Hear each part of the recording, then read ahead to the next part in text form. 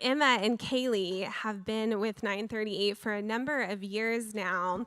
And just to start off, why don't y'all tell us a little bit about who you are and how you got connected to 938? Caele, why don't you start? So my name is Caele, and I have been here for about a year and a half. So a little story, my dog was pregnant, and she had puppies, and so we were trying to sell them, and this guy, Graham Bowen, who I'm sure some of you know, he showed up at my house with his wife, Jenna, and they sat in our puppy pen, and I talked to them a bunch, and they were like, oh, we go to this church called 938, and it was just like a faint memory that I had that I kind of dismissed because I was already going to a church.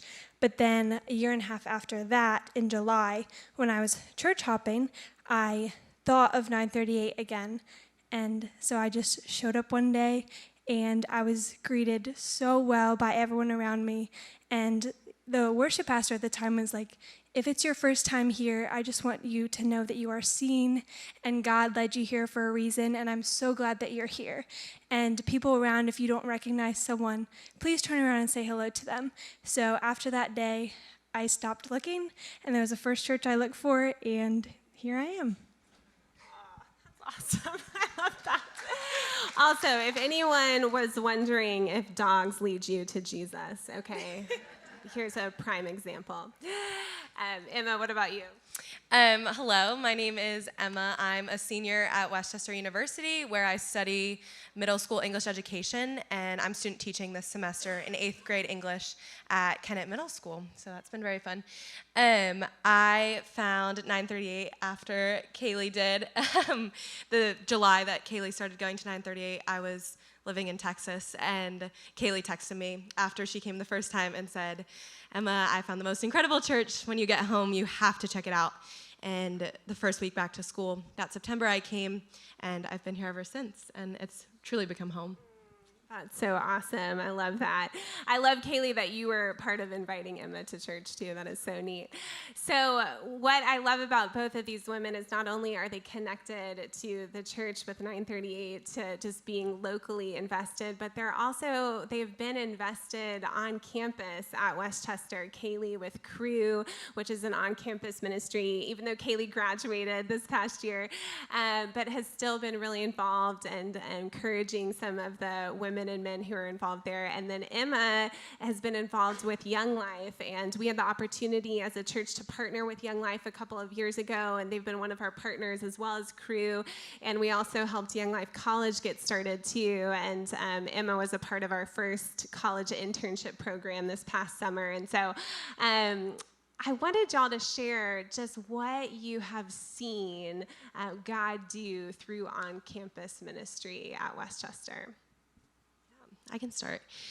So as Rachel said, I'm involved with Young Life, which is an organization in Chester County that does outreach and discipleship to middle school, high school, college students, teen moms, and students with disabilities. And it's interesting because my ministry isn't necessarily on campus, right? I lead at Ruston High School down the road. And so even though my ministry is off campus, doing that ministry bleeds into all areas of your life.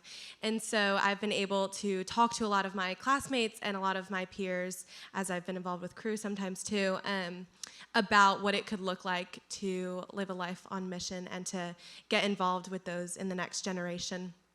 And so in me getting to talk about Young Life and what the Lord is doing in my life through that on campus, I've been able to get many of my peers to become leaders now for high school Young Life and even on college Young Life campus. And now students across Chester County are getting to know Jesus because of the work that I was able to do on campus through the Lord. So great. What about you, Caele? So I'm a first-year grad student still at Westchester, but I'm continuing to serve with Crew until May. And I've seen just a tremendous growth in the girls that I lead an upperclassmen Bible study with.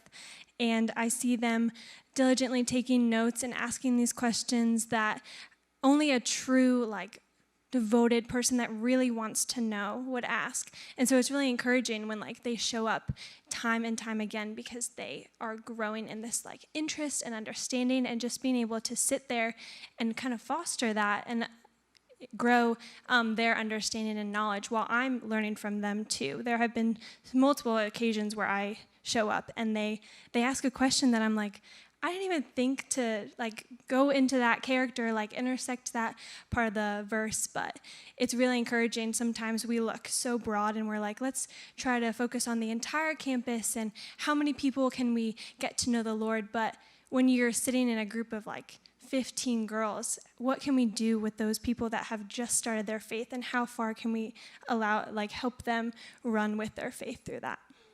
That's so awesome. I love hearing both of y'all speak because it's such a picture of just life-on-life ministry, right? That one-on-one relationships. It's really easy for us to spend a lot of time thinking about, okay, how are we going to scale this thing? Like, what big thing can we do? But when we look at Jesus' ministry, it was really building relationships one-on-one and sending folks out 2 by 2. And so that's what each of you are doing, which is so cool. So we've been in this series right now called Courage, where we've been studying the life of Moses. And I'm curious, what have you seen God do in your life through taking steps of courage? Yeah, so in my ministry with high school students, there is a lot of times where I have to have a lot of courage and boldness in ministry.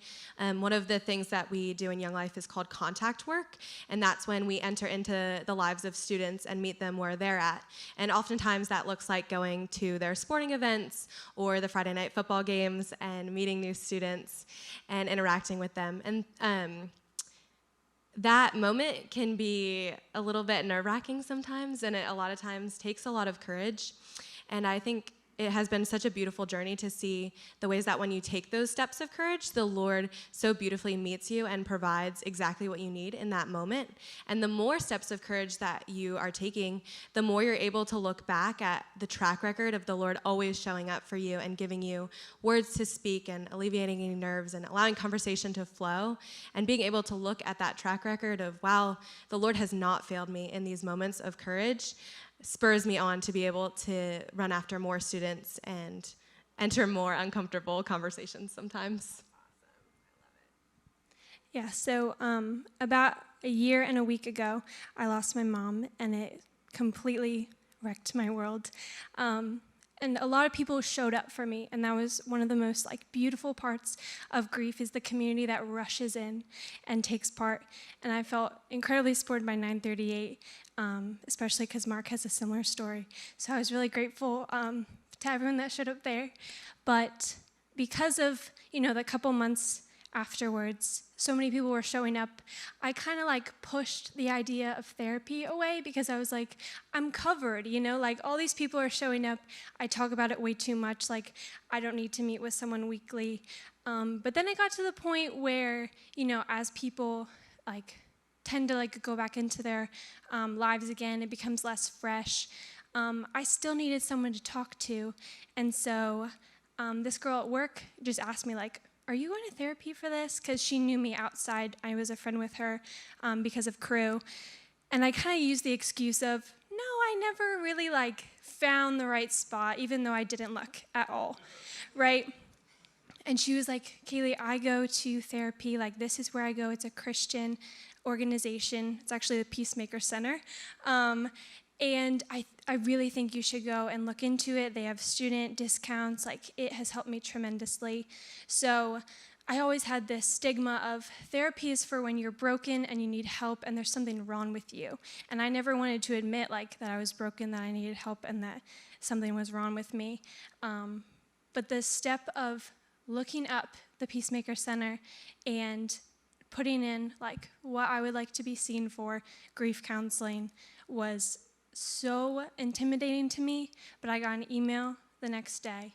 I've set up therapy starting in June, and I've been there every single week since, and it has been transformative, and I'm so proud. I say oh, I have therapy, I can't come, with a smile on my face, because I think if we really take the opportunity to step out and say, no, I need help, and I want to be supported, it's really a great, wonderful thing that can transform your life, especially if you do it with a Christian counselor that is walking with you through faith and with God at the forefront. Oh my goodness. As both of you were talking about how it would be one step of courage and you'd see God show up. And so then that gave you the courage to take the next step and God showed up. And I just love that reminder of God being in the details of our lives. So just real briefly, when you think about the next generation, there is a lot of talk about the next generation these days, about the fragility of the next generation. And it was so interesting. I was even reading an article just yesterday about just the financial impact of, so many parents these days still supporting their adult children. I think it was like 60% over the past year have been supporting their adult children just because of just COVID, the economic impact, just struggling so much. And so what have you seen in terms of how the next generation needs courage? Yeah, so both in my ministry with high school students and now in student teaching with middle school students, I spend a lot of time with the next generation. And I feel like one of the most difficult things that is going to continue to become more difficult is the idea of how difficult it's becoming for them to live a life that is countercultural. I think with the rise of social media, a lot of people are existing very much within a bubble. The media that they're seeing is just reaffirming their ideas, and their TikTok algorithms are perfectly designed to see what they want to see. And so it's becoming harder for the next generation to understand what it could look like to take a step of courage and live a life that looks different, live a life for something bigger than themselves or someone bigger than themselves. And so I think that is going to take a lot of courage for them to step out of their comfort zone in being countercultural. Yeah, I think courage starts with us, and the church can really have an impact partnering with believers in their steps of courage. So for example, I was really, really proud of my small group because we're hosting a college lunch, and the amount of people that were like, I'm coming and I'm bringing blank. I'm coming and I invited 3 people. It was just really encouraging to see that if believers, we start with courage, with support from the church to host events that are really just, they bring people in to a less intimidating situation. Instead of, hey, do you want to come to church with me? It's like, hey, do you want free food? And do you want to come to church with me? So it's a great way for the church to step into believers' lives and help them to cultivate this courage. But then when we step out and we give someone an invitation, everyone wants to be included. They want community, and that's just the essence. Everyone's desire is to be invited. And so if believers start with the courage and step out and say, hey, I would really like you to come to this before church coffee hangout, then non-believers are more willing to have courage back and say, yes, I'm going to say yes to this one thing and see how far that takes me. So awesome. And I love that you brought up your small group, because I don't know if all of y'all know, but there is an awesome college women's small group that happens every Sunday morning before church, and it's led by Sherry Tierney and Holly Kolb, and it has just been like if I could come every Sunday, I would. I'm not in college, but I would return. And so it's just been so cool to see each of you grow in your faith, just all of you just grow closer together and take steps of courage in that too. So before we dismiss you guys, I'd love each of us just to pray really quickly. Caele, if you could just pray for Westchester University, that God would just continue to invest in campus ministries, the local church, to do a work. And Emma, if you could just pray for the next generation globally, and I'd love to pray for you guys, so do that. Go ahead. Lord, thank you so much for just creating these on-campus ministries that have the fuel and fire to bring your word to the unreached and every student on campus. Would you continue to light that fire and bring the passion back and not let us grow weary of spreading your word, but just every day would be just an exciting opportunity to share about you, because that's the most valuable information that we have. And I pray especially on Westchester's campus that you would just open the eyes and the hearts of people that don't know you and have church hurt and that have bad experiences with church, and that you would just reframe their idea of who you could be in the character of Jesus and why you're so crucial to living a life-giving life. And yeah, would you just continue to foster those relationships and grow your community on campus? Lord, I thank you so much for today, and I thank you for all of the children and the teenagers in the next generation. Lord, I pray that we would look at them with fondness and that we would just see the next generation as those that are going to spur the church on. Lord, I pray that we would be encouraged to run after them. I pray that they would have courage to know that they are not too young to make a difference in this world, that their youth is powerful and that they have something to say and something to add. Lord, I just pray that you would just be with everyone this week.